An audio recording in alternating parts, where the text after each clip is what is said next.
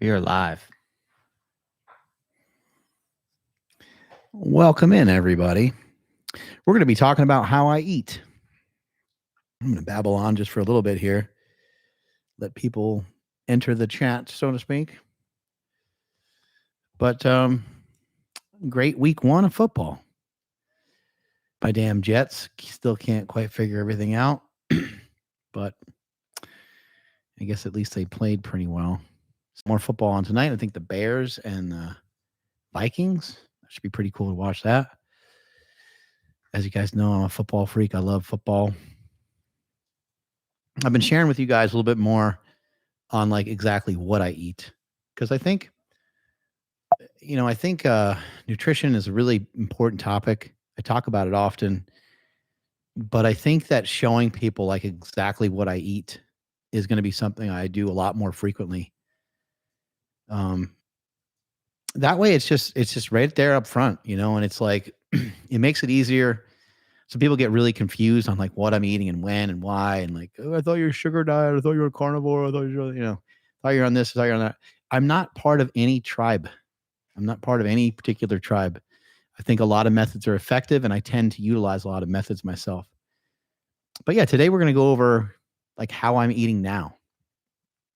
So I have been doing the sugar diet over the last several months, and I have not completely abandoned it, despite what some people think in the comments. I still utilize it. I just utilize it less. If you go back to the beginning, there was days where I was utilizing the sugar fasting,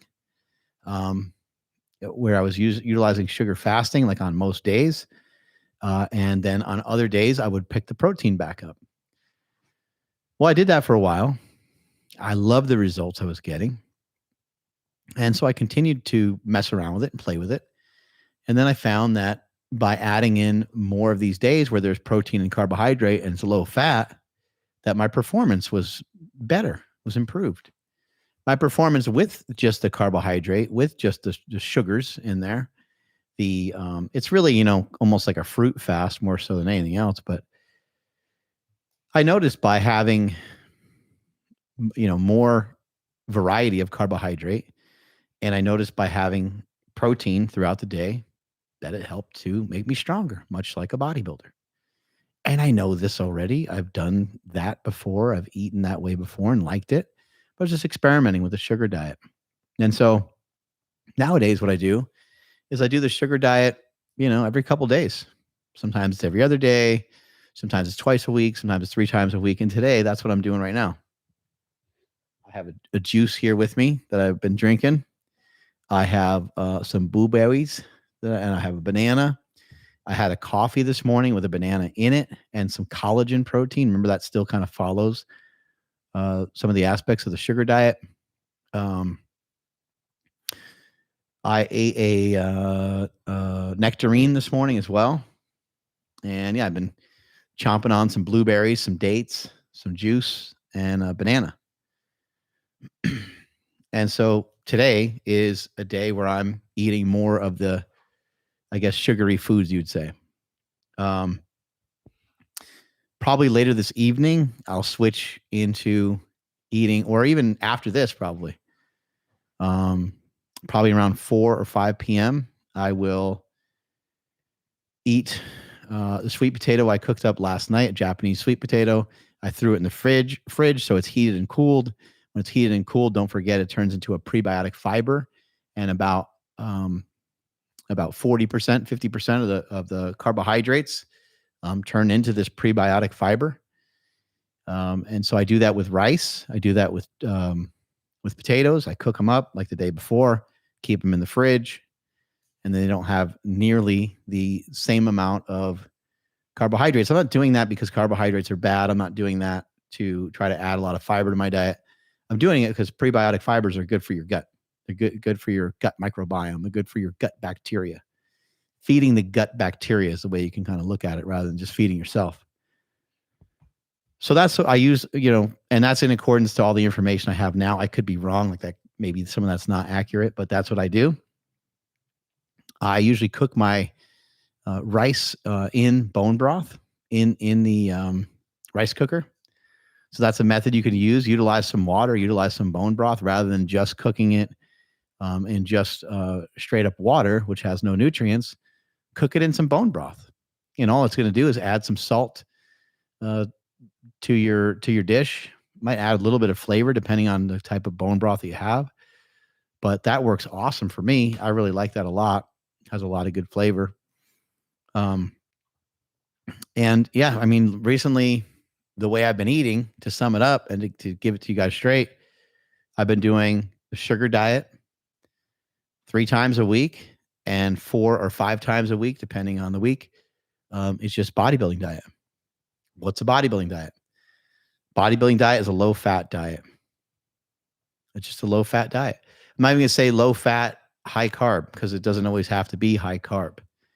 Much like the people that made mistakes with carnivore and keto, where, well, keto actually is high-fat. But much like the mistakes people have made in the past with low-carb dieting, where they say it's low-carb, high-fat, that's the biggest mistake you can make. A low-carb diet should just be a low-carb diet, period. And you shouldn't say low-carb, high-fat necessarily, because it doesn't have to be high-fat in order for the diet to be effective and in order for it to work well. I know you're thinking, like, where's my energy come from? Well, your energy is going to come from fat. You're right, because you're lower on the carbohydrate. But there's really no reason for you to go bonkers on the fat.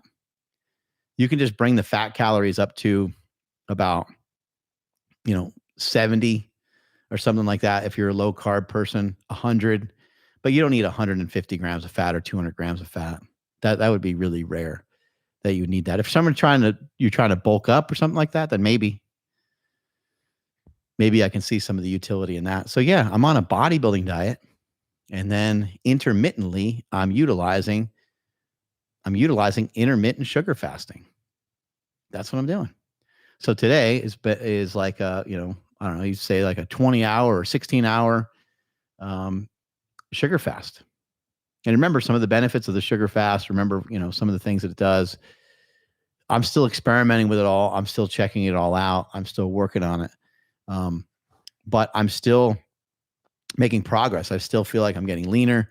I still feel like I'm getting in better shape. These are all things. These are all my goals. I'm chasing them down. I'm going after them with everything I got.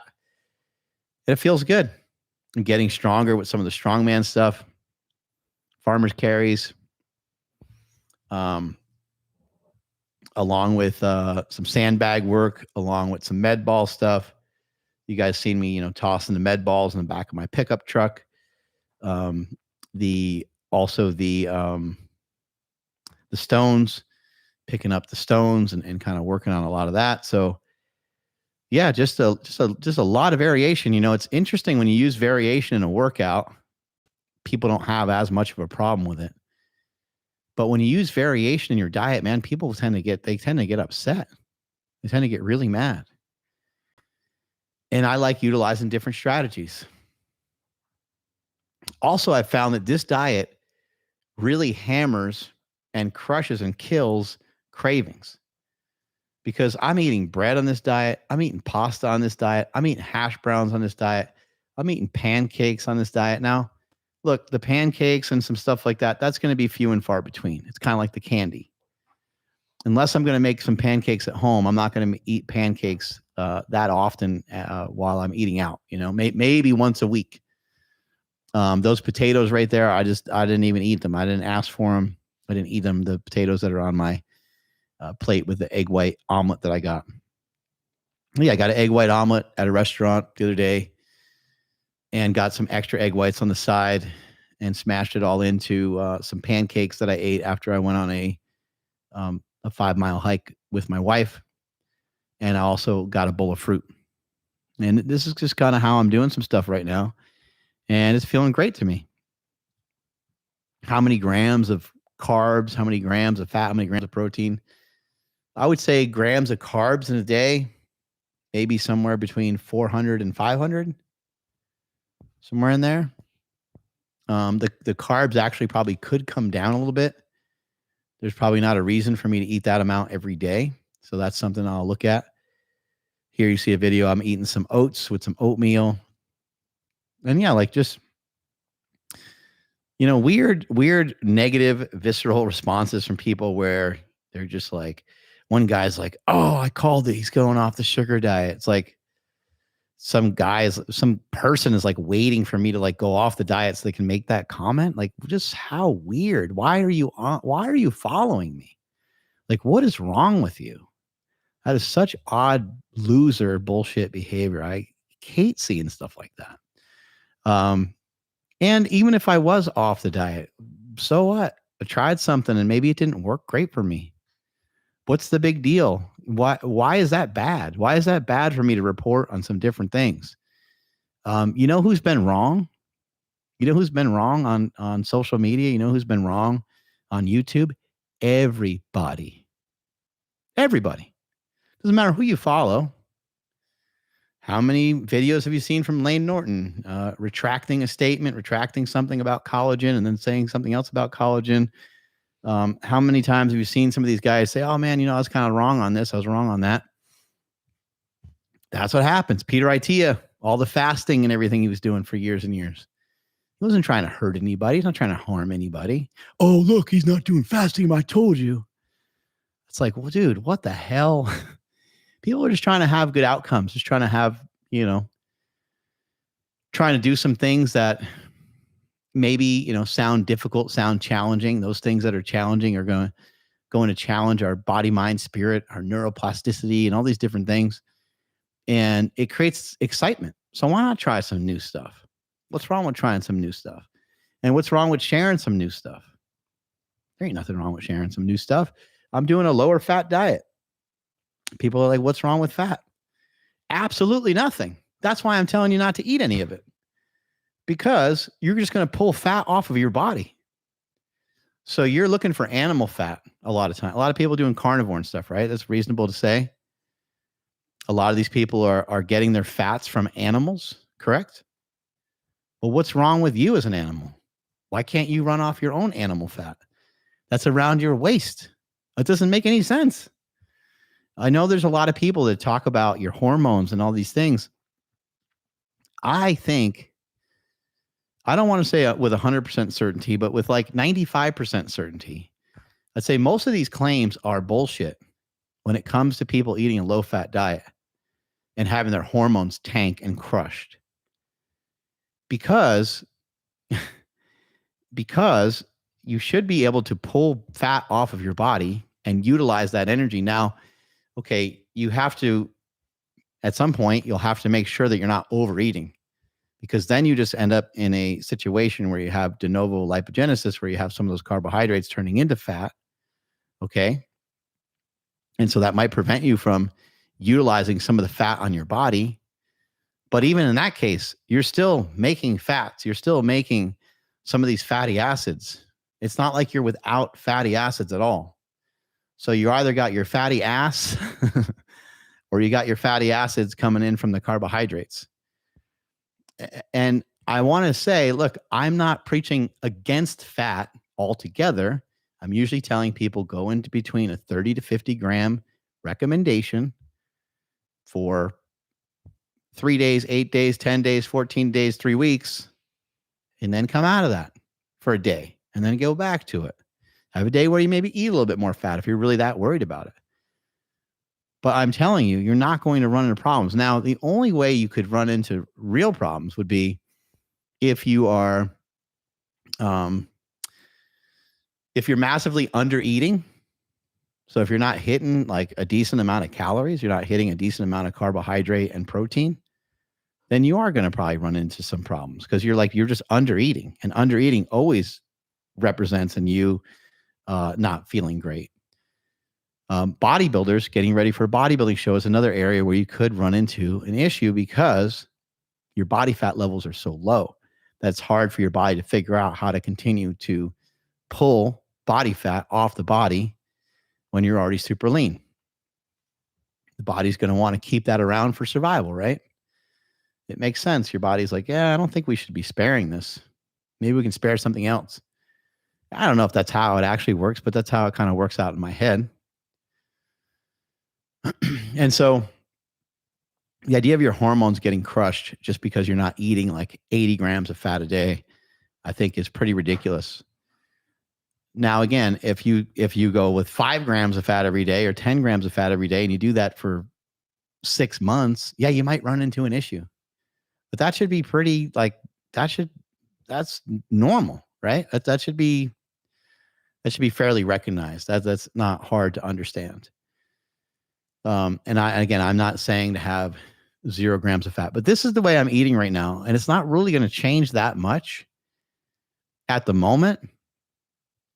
There might be a time where I want to go a little bit more keto-ish for a little while. There might be a time where I want to go more low carb, just because I have the flavor to want to eat things that are higher in fat for a little while.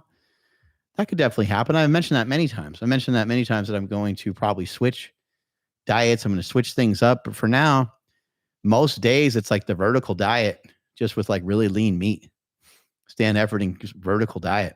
Rice and lean meat. Yesterday I had a shrimp cocktail. Ate the whole entire thing. It was like 100 grams of protein, next to no fat.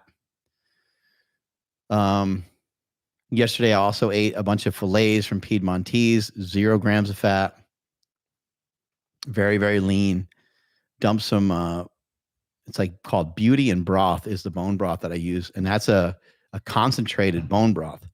So it's like the equivalent of like 4 or 5 things of bone broth in one packet. So it's kind of pricey.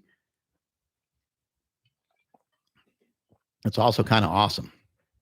I really like it a lot. I usually get the beef one, but they have chicken, I think, too. Yeah, Beauty and the Broth. It's delicious. It was created by a friend of mine, Bruce Cardenas, a girl that he introduced me to. And she was having, I think she had some stomach issues and had some, just had some general health issues, and started to go down the rabbit hole of collagen. And as she was looking into collagen and bone broth and these things, she was trying to find like a manufacturer. She wanted to sell her own. And as she got to learn more about it, I guess the bone broth is in like these bricks, comes in these like kind of frozen bricks. And they were like, oh, you don't want those frozen bricks. Those bricks they're highly concentrated. She was like, huh?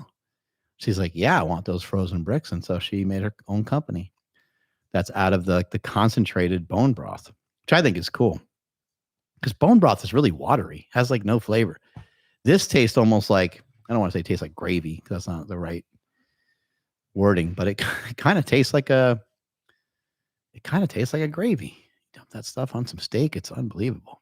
Might be a little too much for some people, like in terms of like using a whole packet or whatever, but I just use the whole packet. I love it. And I use the packet with rice. So I cook my rice. Basically, my rice sits in a bath of bone broth when I cook it up every time. That gives me some of that collagen, some of that salt, some of those, some glycine, some good amino acids. So yeah, man, that's it. Like I haven't changed my diet that much. The only change right now is just I'm eating a lot more. Trying to push that weight up just a little bit, like not necessarily worried about the scale, not getting on the scale super often. But I am up like 6-8 pounds, probably about 8 pounds from where I was previously. And it feels awesome. Like I feel bigger. I instantly start to feel a little stronger. I was doing 100-pound dumbbells the other day on flat bench, and I busted out like a set of like 14, and I did another set, and I did a set of 18. It just felt great. I haven't handled 100-pound dumbbells in a really long time.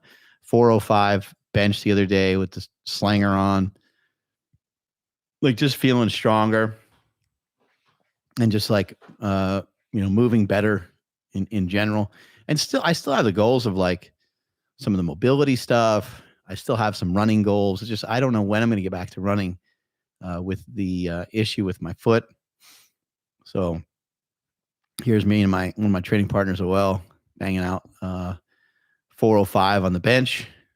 I'm using a slingshot right there. So yeah, it's with the support of the slingshot, but I haven't done like heavy benching in a long time. Haven't even really practiced like a lot of benching in a while. And that shot up pretty good, so I'm pretty happy with that. And I think over the next couple of weeks and months, I'll put more focus on performance, put more focus on still getting a little stronger. Obviously, in the background of all this is like, I always want to get leaner. I just think it's fun. And it's a lot of fun for me getting leaner. But sometimes taking a little step back from it is nice. So people had questions about like weighing 200. I think people think I like just give up on stuff or something. Like, oh, whatever happened to that? It's like, no, I didn't give up. I got down to 208 and 207 and 209. And it's just kind of floating there. And I'm like, this is kind of dumb. Like, I'm starting to get hungry. I want to eat more. And what I ultimately want to have happen is I want getting down to 200 to feel more comfortable, because I would like to spend the rest of my days basically under 210 pounds, 205 to 210. I'd like to just kind of hang out right there.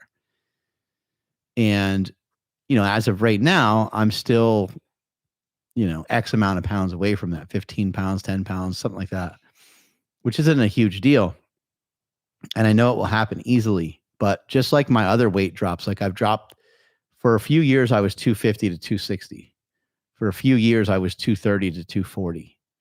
And for a long time, I was 240 for a long time, probably 2 or 3 years. And then finally, I started to pull some of that weight off and get myself more into 230 and more recently 220.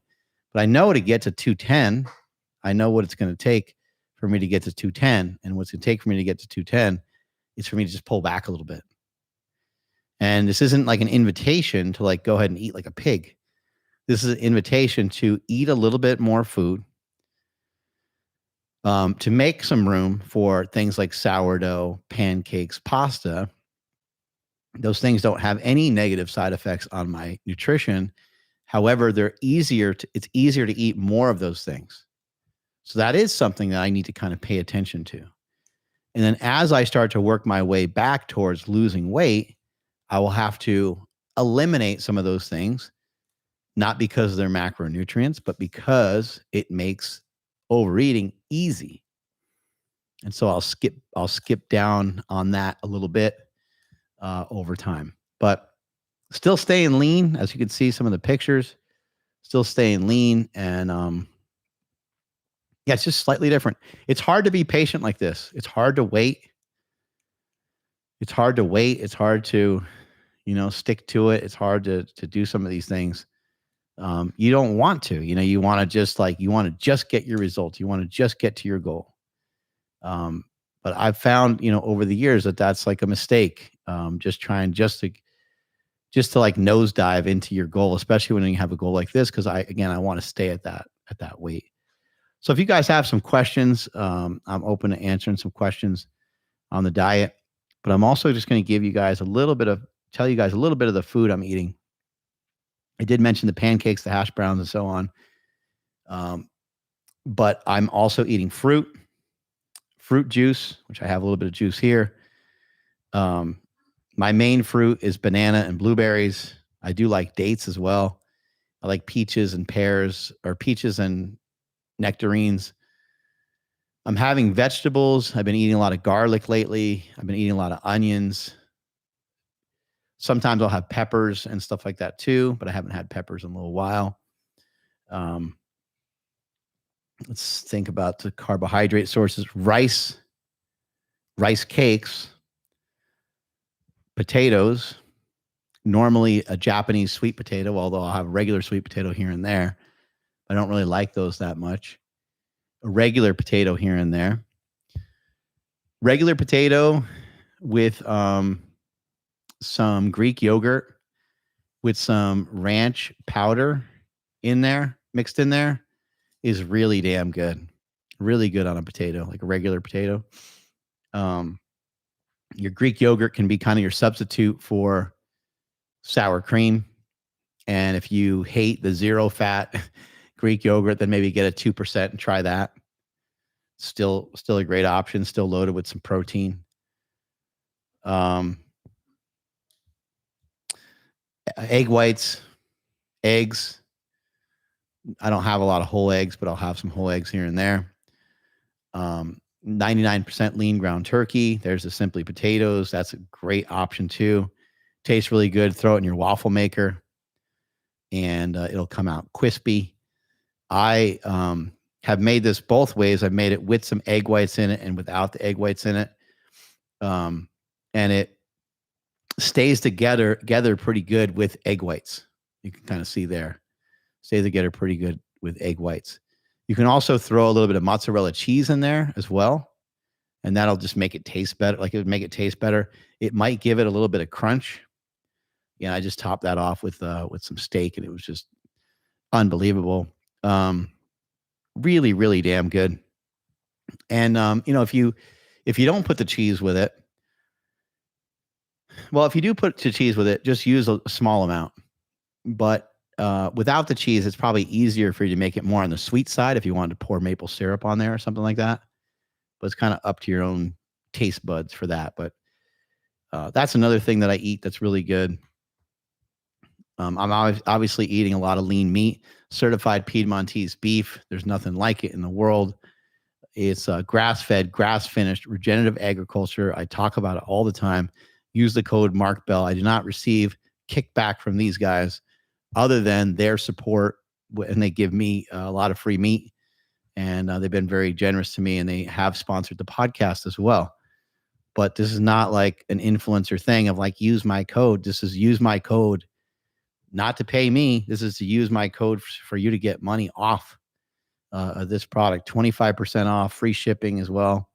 You can go on Good Life brand as well. You can go on that site and on Good Life Proteins. Sorry, Good Life Proteins is the website, and it's their company that also has chicken breast, fish, buffalo meat. Like they got all kinds of stuff on here. I think they have buffalo meat. They got all kinds of different stuff on here, including the certified Piedmontese beef. But I don't know if my code works on here. I forgot to ask them about that. But anyway, you can still give it a shot. But they have everything on here. Everything. They got like sausages, and I think the certified Piedmontese beef website has some of that stuff too. The sausage, hot dogs, their hot dogs are off the charts. 10 grams of fat, 21 grams of protein. Basically a hot dog flipped upside down on its head, because a hot dog normally has 21 grams of fat and 10 grams of protein. This one has the opposite of that. So it's awesome. I, mentioned the 99% lean ground turkey, 93.7 lean ground beef here and there. I also, I'll have fish. I like mackerel. I like salmon. I like going to sushi. When I go to sushi, I order nigiri. And I used this example in a recent video that I'm not sure if it got posted quite yet, but I went to eat with a friend of mine, and my friend, he's fat. He's 260, and he's actually really built. He's built like a damn tank. He's my training partner. Oh, well. But he's got a belly. And a big difference between the way someone like him might eat versus the way that I eat is that he just has these different food choices. We sat down, had some sushi together, and he plowed through a bunch of rolls that were fried that had sauce on them. That's most people's version of sushi. Somebody says, "Oh, I went to sushi last night." You're kind of like, I'm usually thinking, "Oh, they kind of ate sort of healthy," but no, that's not healthy. You might as well eat a bowl of ice cream, or a couple bowls of ice cream, or a couple slices of pizza, because it's really the same thing. Your sushi turns into pizza because it's just fat and carbohydrates. It really is. It might not be as dense. It might be as dense calorically. Like, it's not far off. Anyway, at least sushi has some rice, and the rice doesn't have any fat in it. But like, we could say the same thing about pizza, because the bread doesn't have any fat in it, right? But anyway, you're going to be eating more protein, at least when you go to sushi, hopefully, if there's any fish in the fried roll that you had. But there's like tempura, like there's all this different stuff that's like fried. And we ate a very similar amount of food. If we were to weigh the food, probably both of our things would have came out to be, 2 pounds or something like that. I don't know. But his was so much more calorically dense. That had very similar weight and very similar volume, but very similar weight, very similar weight and very similar volume in terms of the size of the food and the weight of the food, but the density of the food is where he messed up. He didn't even mess up. He just doesn't care. That's just the way he eats. He likes to eat that way. But let's say he did care. Then that would be where he messed up. The density of the food. Mayo on rice, which is sushi. When people go to sushi and they have these rolls that have the sauce on it, you are eating rice and mayo. Yeah, that's your diet. Rice and mayo. So go home and try that and tell me how. Maybe that would be pretty appetizing. That probably would taste pretty good. Anyway, doesn't sound very good, but it's real easy to go over your calories when you eat something like that. So he had these rolls. I had my rolls, similar amount of food. Like I said, similar size, all that stuff. But his calorie intake was probably like 3,000 calories. My calorie intake couldn't have been 1,000 calories. It might have been like 800. It was primarily protein. I had shrimp and a couple other things too. Because I ordered nigiri. I ordered sashimi. Sashimi is without any rice. Nigiri is with rice. And I ordered a couple rolls that were on the healthier side. No avocado, it's like it had a cucumber. It's like fresh fish, cucumber, rice rolled up. Boom, done. And then you dip it on some sauce. You dip it in some ponzu, which is usually 0 fat, or you dip it in some soy sauce. Throw some ginger on there. Throw some of that green shit on there. And horseradish, right? And you're having a party. And it's freaking amazing. So yeah, if you guys got a couple questions, those are mainly the foods that I'm eating right now. All those lean sources of meat and all those other type of carbohydrates I listed out. Fastbrick Digital says, I like low fat, high carb. However, I can't eat grains and or starches like potatoes because of autoimmune conditions. Besides fruit, what other kinds of carbs options might I consider? Rice, Did he say that he can't eat rice? He just said he can't eat potatoes, right? Yeah, he said, starches like potatoes. Grains or starches like potatoes. I guess rice would be like a grain or a starch or something, right? But sometimes some types of rice can be helpful. Sometimes people have an issue with brown rice, and sometimes people have an issue with white rice. But normally rice is a go for some people. I wonder about bread. Certain types of bread. I wonder if a sourdough would be any better for you, or a gluten-free, type of bread. I also wonder about quinoa. Trying some like weird, different carbohydrate sources that maybe you haven't tried before. I remember I had a friend in school. He ate quinoa all the time, and I was always like, "What the hell is that?" So there's some things that are like peas or beans, or they're kind of grainish, kind of pea-like, kind of, but they have like a decent amount of like protein in them. I know that beans, everyone laughs when you talk about beans, but like black beans are usually 0 fat. Even refried beans from the store in a can usually don't have a lot of fat, but just check it to make sure it doesn't, because refried, like I looked it up one time. It means something different than what you think for some reason. I don't know why. Obviously refried beans at a restaurant are probably going to be pretty fatty. So, all bets are off when you're at any restaurant. You're going to get way more calories every single time. But yeah, just investigate a little bit. If you have access, if you have the ability to eat rice, then it really changes a lot of things, because then you have rice cereals.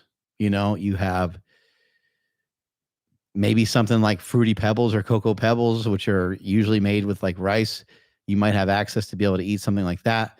You might be able to eat like rice rollers or rice Krispie treats, rice, rice cakes. Rice Krispie treats aren't like a good option. I mean, cereal's not a great option, but like they're options. And these are all things that you could still eat. Usually, Fruity Pebbles, they used to be gluten-free. I don't know if they're still gluten-free. The ingredients on some of these things is like a real bear, it's a real monster. And maybe you can try to find healthier versions of things that are like Fruity Pebbles. There's also corn. We tend to forget about corn, but I wouldn't sleep on like Chex Mix and some of those things. These are things when I started powerlifting, these are things that I used to eat because it was like rice on one side, corn on the other. And I would eat these usually on the weekend as kind of like a little bit of a carb up. What'd you find there, Ryan? Fruity Pebbles, it says it is gluten-free.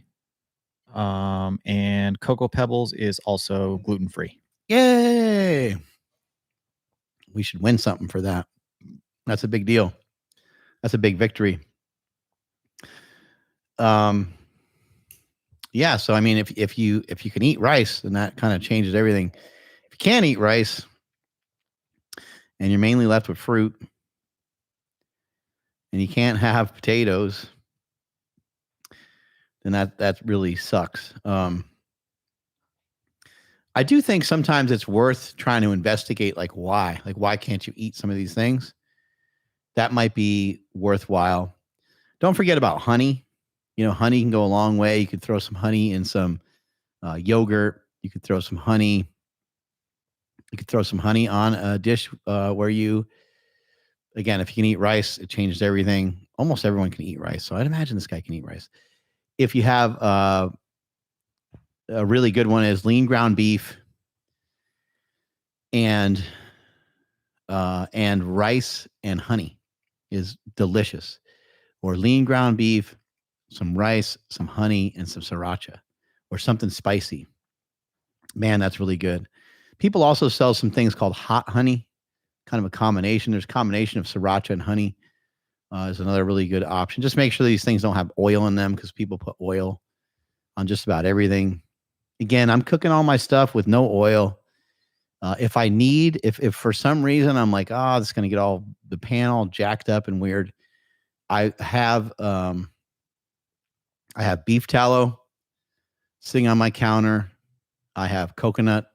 I don't even call it coconut oil because it's like coconut like fat. It's like not in the oil form.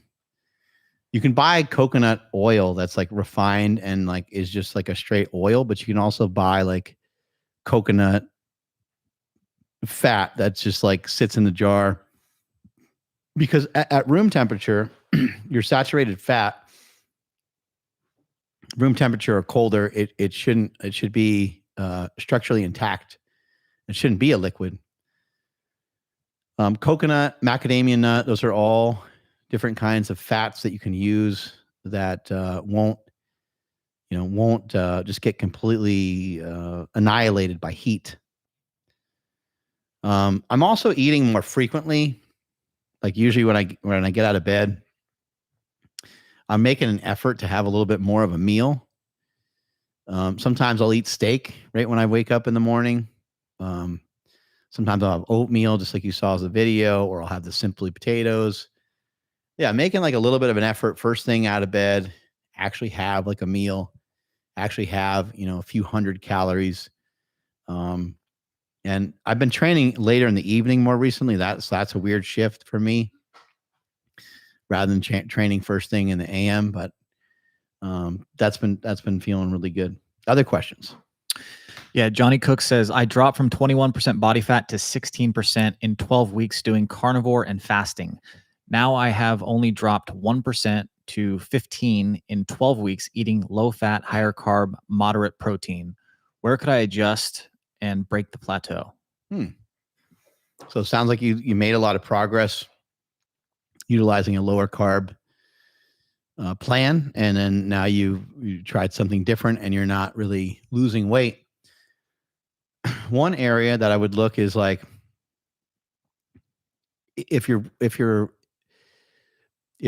big goal is weight loss, then I would just look at muscle mass for a little while. If you're somebody that's lifting, if you're active with lifting, then gain muscle and gain strength. And then the weight will come off again later, and you can work on that again later. You also just might be overeating somewhere. You got to kind of look at your day and start to figure out, because there has to be you got to look at your energy at some point, your energy in, energy out. You got to look at it like at least a little bit. Are you walking? Are you getting enough movement in throughout the day? Or since you've tried a low-fat diet, have you smothered yourself with a lot of calories? And how low fat are you going?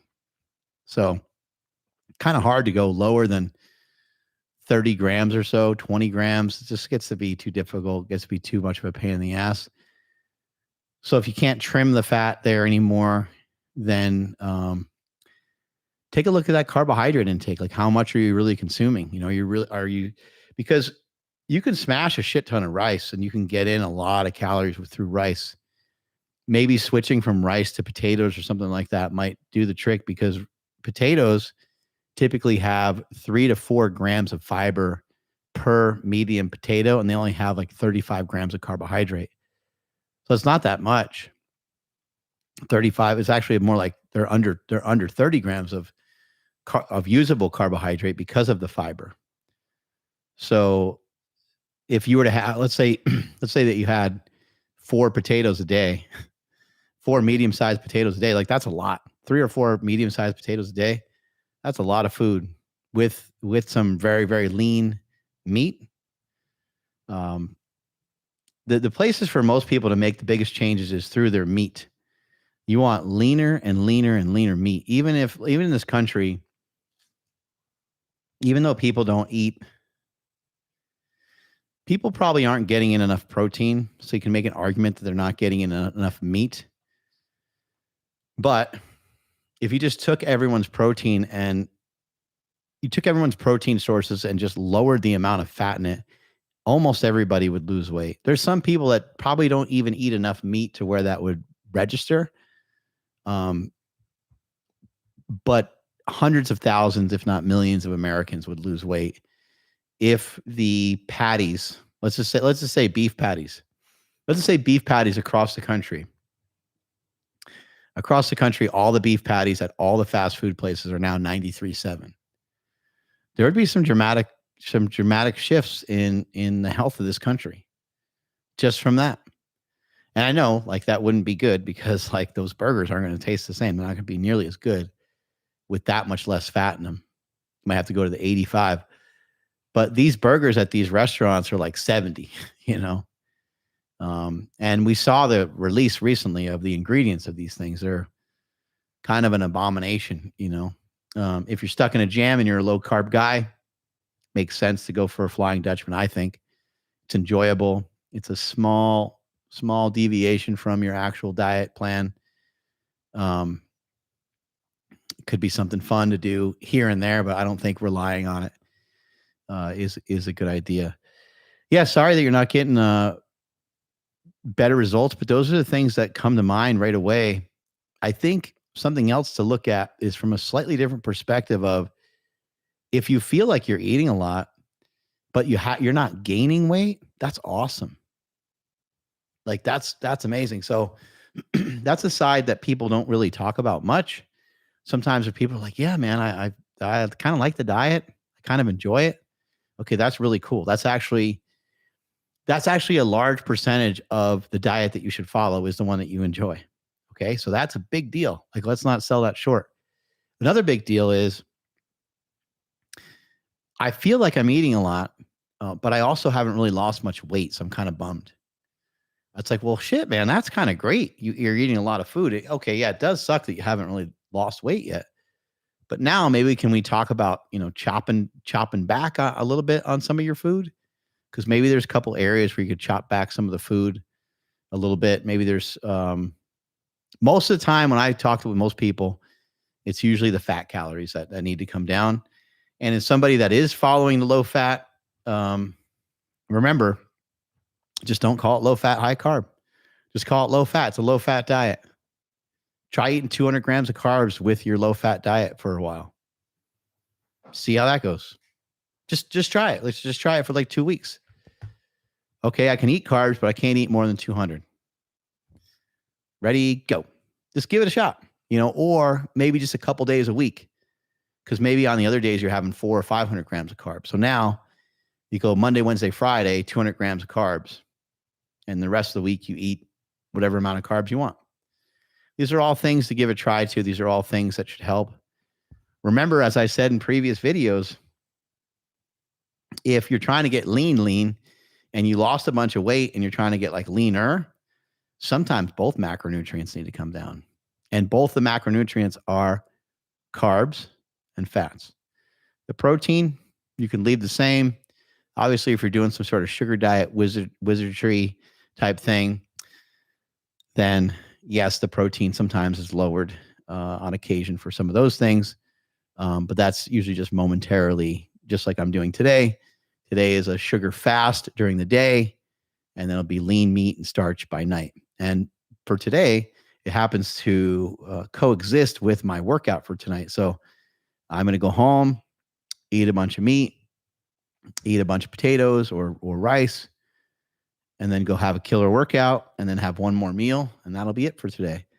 And all during the day has been bananas, blueberries, some fruit juice. This fruit juice, by the way, is amazing. It has cayenne in it and ginger. Lemon, cayenne pepper, and ginger.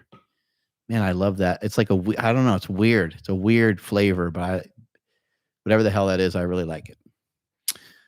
Canny wants to know, during the winter months, are you going to be switching back to low carb? I might, because it might not even be for like the full winter. It might just be for like a period of time. I think about, like, I usually go to Bodega Bay with my family, and I'm up there for a little while, and thinking about the stuff that I enjoy and that I like while I'm there. Yeah, I usually do like higher fat. So it might be just for like a few weeks at a time or something like that. I don't know. I also enjoy eating keto bricks. Like, keto bricks are dope. I like those things a lot. So maybe I'll bring a couple of keto bricks with me when I go to Bodega Bay with my family. I don't really know. I know that I like bacon. I know that I like whole eggs. I know I like omelets. And when I do go back to a lower carb diet, I'm just going to make sure that the fat doesn't get out of control. And that's what I was doing previously. But I think that before that, I think it was upwards of 200 and 300 grams of fat. And I don't think that was serving me for the goals that I had at the time. I think it was like in the way, and I didn't know about it. And it wasn't like I was adding fat to everything. It's just like I would just have cheese and fatty meats and stuff like that. And I really did do a good job of not trying to add fat to stuff. But the baseline level of how fat the meat was I was eating, and that's what I'm getting at. I think most Americans, if they could just adjust the baseline level of the fats that they're eating, I think that would be huge. So just switching to leaner meat would be a really huge thing. But, I realize most people, I think half the population is obese, and I think 70% of the population is overweight. And it's we're just in a really rough spot. It's pretty brutal out there. I went to a restaurant a couple days ago, and I was just like, it's like, man, everyone here, like literally almost everybody there, not everybody.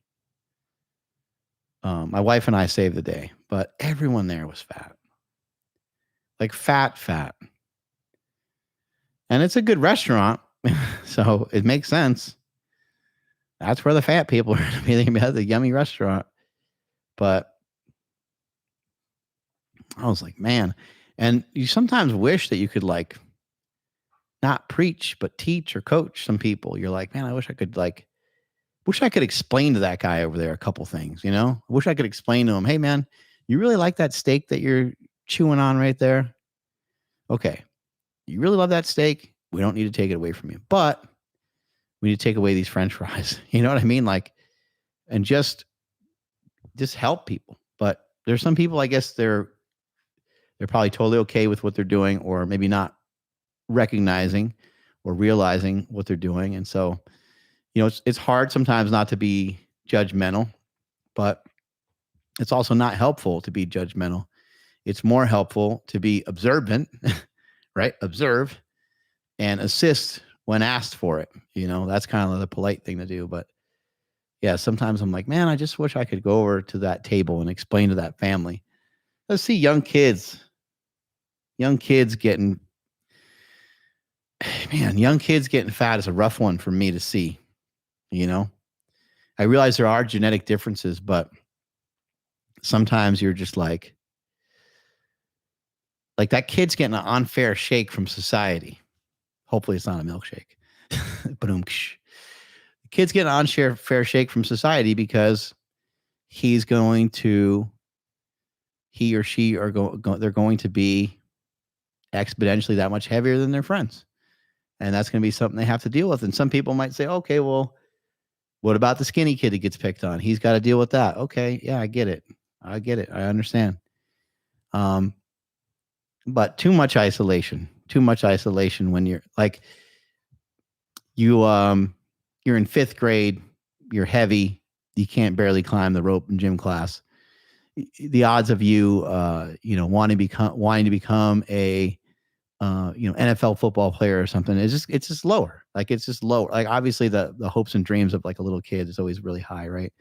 And the odds of them getting there, but even the odds of them being good at sports when they're so much heavier than their friends, they're not going to be quick. They're going to, right. They're going to be slower. Like, it just stinks. It just stinks. And there's no perfect parenting. There's no way to really do any of this stuff other than to try to just teach and communicate to people and communicate to your friends and your family. For those of you that listen to me, communicate this other stuff out to people and really talk to people. And if you're someone that has a child and your kid is 1, 2, 3, or 4, and there's changes that you can make now, start making those changes now. Your kid won't really know. Okay, there can be you're like, my kid's going to raise hell. Okay, fine. It's a 4-year-old. They'll get over it, or they'll have to get over it. It's your house. They're not driving to the store buying food. And I just think there's got to be some hard lines set with food. You don't have to be mean. You don't have to be a prick. You don't have to just have your kid eating chicken breast all day long. Like, that's ridiculous. It's unfortunate, but healthier practices, they take more time. However, because they take more time, that time is a huge investment. That investment in time now is going to save you time and money later. It might not seem like it, but it will. It will save you so much heartache and so much hassle that it's hard to even put a price tag on. There's really, and we know, like, so years and years ago, when people were starting to get fat in like the 70s, 80s, 90s, no one really cared that much about it. They would be like, it's getting fat, whatever. It's funny or whatever. Like, no one, they just didn't care about it that much. Obviously, it doesn't make you feel good to be fat, but you know what I'm talking about.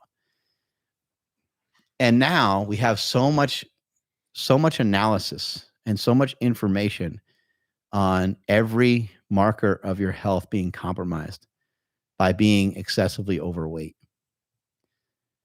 And that just can't be taken lightly. And then you're going to burden your child with that because you think it's cute that they're, that you got them some cookies or something. Like, it's just stupid. It's just dumb, ludicrous. It doesn't make any sense. It's child abuse. It's flat out not giving your kid a couple cookies here and there. I'm not saying that's child abuse. I'm saying having your kid heading down the wrong path and you don't do anything to try to help them with it, I think just sucks, in my opinion. I think it sucks. It's a tough situation that a lot of people are in, but people can do better and they can have their children do better. So anyway, I got off on a tangent, but any more questions? Yeah, Fred Rickman says, got a question, Mark. When I started benching, I started at 155 by 3.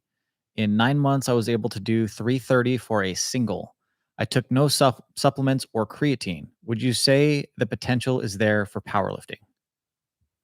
Everybody gather around, get everybody together. Ladies and gentlemen, I have a confession to make. I'm on creatine. All right, everyone could just relax, go back to your normal spots. Thank you for listening to me. I just had to get that off my chest. Yeah, man, that's some crazy improvement. 155 pounds up to 300 plus pounds on the bench press. The cool thing about powerlifting is, I'll let you in on a little bit of a secret about powerlifting. You know who has the ability to powerlift? Everybody. Because you can suck as bad as you want at dribbling a basketball, and you could suck as bad as you want on a volleyball court. You can suck at football, you could suck at golf, tennis, baseball. But if you don't mind putting some time in, and you don't mind, going through some aches and some pains of lifting some heavy ass weights, then you can powerlift. Powerlifting, as Louis Simmons once said, it's a sport for the rest of us. So you might feel good if I tell you that you have a great possibility of doing well in powerlifting, but I would say that to anybody because it's a sport for the rest of us. That does sound like you're making some gains really fast, and that's really cool. So I encourage you, go to a powerlifting meet, go to a contest. Not a bad idea, since you're mainly focusing on bench. Find a contest that just has a bench press contest, and go and do one, and understand that you're going to lift probably a little less than maybe you lift in the gym. You're going to have to do it under certain regulations. You need a singlet. You got to find out the rules. You're going to pause the weight on your chest and so on. But that's a great gateway into learning more about powerlifting. And it's a great gateway into potentially running into a mentor or running into a group of people that also powerlift that can teach you the ways, and you can learn how to start to squat, bench, deadlift. Who knows? Maybe the area that you live in maybe there's some great powerlifters like right in your area, and you just don't even really know about it. That happens a lot. I know, even here in Sacramento, even after SuperTraining gym closed, there's still a lot of gyms out here where people are doing strongman, people are doing Olympic lifting. I mean, it's everywhere. Olympic lifting, powerlifting, strongman type stuff is in every town, every city in the country. And sometimes you might have to drive, like depending on where you live. But I bet you that there's probably some people nearby, and that's really a great place to start, is to go and do a powerlifting meet, or to just watch a powerlifting meet. That might be a good place to start too. Like, I don't know if the website Powerlifting Watch, if that exists anymore. I think it's kind of maybe it's dead. But you can try to look up, you can probably Google search powerlifting in your area. Probably some stuff will pop up. Or even powerlifting gyms in your area. Those are all really great places to kind of start. And people need to treat powerlifting a little bit like they would treat like a 5K. Like a lot of times someone's like, hey, you want to run a 5K with me? And someone's like, sure. And they'll go and they'll just do a 5K, and they'll train for a few weeks for it. And they'll just kind of jog it. Same thing with powerlifting.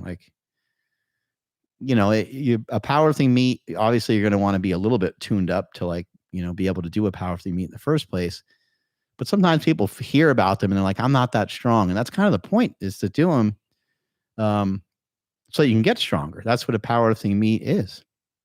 It's like you working on testing out where your strength currently is. And the point of doing a powerlifting meet is not just to do one of them. You do a powerlifting meet and you get your numbers. And you're like, okay, I totaled 1,000 something between bench, squat, deadlift. Okay, next time I go, I want to be able to do 1,025, or I want to be able to improve 10 pounds on each lift and go over 1,030 or something like that. Josh Wall says, ever tried Greg Doucette's anabolic diet? Seems like a realistic balance for what you and Cole preach. Plus, he's a cardio machine and pounds fruits and veggies. Yeah. Greg Doucette, he's been preaching a bodybuilding style diet for a long time. He's someone that not only competed as a bodybuilder, but he had a pro card as well. So he knows a ton about diet and nutrition. And his cookbook that he has made a lot of money off of, he's been very successful with, which is great to see. A lot of the nuts and bolts of that diet is like how to make stuff that doesn't have fat in it, but how to make stuff that doesn't have fat in it that tastes good. That's the critical piece. I'm unaware of exactly like what his diet protocol is. I would imagine it changes because when people are going from like maintenance to just kind of hanging around cruising, they usually start to eat less fat when they're trying to get ripped. They start to eat less fat when they're going from like just maintenance to cruising to, getting in better shape. They're going to reduce the fat calories a lot. So I remember he had like anabolic French toast. And anabolic French toast was, bread with mainly egg whites on it. Egg whites and maybe like a whole egg in there. But you try to sop it up and you try to get like a good amount of egg whites with your anabolic French toast. And then what I used to do, because I used to make this all the time, I didn't know it was called anabolic French toast. I made this years and years ago. I used to make it for my kids every morning, and I started making it sometimes even for myself, is I would make the anabolic French toast. At the time, I was more low carb, so I'd make like 2 of them, just 2 pieces of toast with the egg whites on them and then cooked up. And then I would also eat a couple extra eggs with it. That was really delicious. Yeah, and Greg Doucette, I mean, I don't know what percentage body fat he is, but he's always very lean. Yeah, and like I said, he competed as a pro, so he knows what's up. Yeah, so there's the anabolic French toast. And that's, again, like people don't even cook for themselves. Like here we are talking about egg whites, and people they don't cook for themselves. So people don't cook, they don't use their stove, they don't use their oven. But I think you're like in baby talk land. If you're not using your stove and your oven, you're not using all the stuff in your house. You're not using your fridge, your oven, and your stove, or at least some version of an oven, like at least the air fryer or something. It's kind of hard to talk to you about diet, honestly. If you're somebody who's like thinking you're going to get away with eating out all the time and all this stuff. I ate out a little bit here and there years ago when I was low carb, but I was also like really, really about the low carb. I stuck to it a lot. I stuck to it pretty harsh. So I could go to a restaurant every once in a while and get wings, or I could have fattier thing of meat and stuff like that. Looks like to me, like Greg Doucette a lot of times, looks like he's like measuring shit and weighing stuff. I'm not a fan. I'm not a fan of that at all. Again, somebody wants to get like diced up, like bodybuilding diced, then you're probably going to need that. You're probably going to need to measure and weigh. But it looked like he was like measuring like his maple syrup. It's like, fuck that. Why even bother? Why? Like, it's just some carbohydrate. It's just some simple sugar. Like, why even bother? Like, okay, don't dump a whole bottle of maple syrup on there, but who would do that anyway? Maybe Buddy the Elf, that's the thing is too, people, make so many comments about the candy. Cause I did post about candy. You never eat a lot. Like I don't eat a lot of candy. Like, when it comes to, like Sour Patch Kids and stuff like that. Yeah. I could probably crush a bag of Sour Patch Kids. That's too big, bigger than what I should eat, but I'm certainly not going to do that day in and day out. That's just disgusting. There's only so much candy that I would even bother eating before it just gets to be kind of gross. And I love sweet stuff. I really do. I love sweet stuff a lot. But with something like maple syrup or honey, which I do enjoy, I do like a lot of it. There's only so much of it I can even eat. And I was just thinking more recently, I was like, man, my taste buds have really been like reset, because I never was a like hard candy fan anyway. I was never a zero fat candy guy anyway. But more recently, as I started to eat some of that stuff before a workout or intra workout type thing, I just became more and more adverse to it, to where I'm like, it's not like I'm grossed out by it, but I'm like, I just don't care about it at all anymore. Whereas in the beginning, when I first started this diet, it was something I cared about a little bit. I was kind of excited. I was like, oh, cool. I'll get to eat candy a little bit here and there. It's going to be kind of fun. And it was kind of fun. But because it's an option on the diet, this diet hammers out a lot of cravings and it gets rid of a lot of food noise. You'd be surprised and shocked at how much food noise it gets rid of. When you have, and like this fruit I've been eating throughout the day today, I'm not hungry. Like I could easily just train after this, but I think I'm going to have a better shot at training if I go home, I relax a little bit, I chill, I eat, I get some salt, boom, and I'll be ready to train even harder a little bit later this evening. Then that's just the way I like to do it too. But I don't really feel like I need anything. I feel like I have good energy from the bananas and blueberries and stuff that I've been eating today. So yeah, thank you for sending that suggestion in. Greg Doucette has some awesome information. That's it for questions.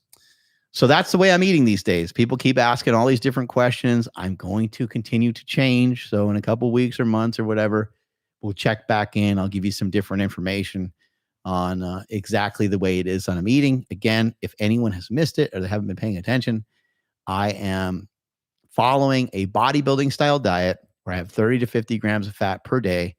My protein is about 1 gram per pound of body weight, sometimes a little bit more than that. And my carbohydrate intake is somewhere between 400 and 600 grams of carbohydrates a day. And at the moment, my goal is to just be jacked, not necessarily just get shredded, which I'll probably go back to wanting to get shredded in a couple of weeks after doing this for a little while. Strength is never a weakness. Weakness is never strength. Catch you guys later. Bye.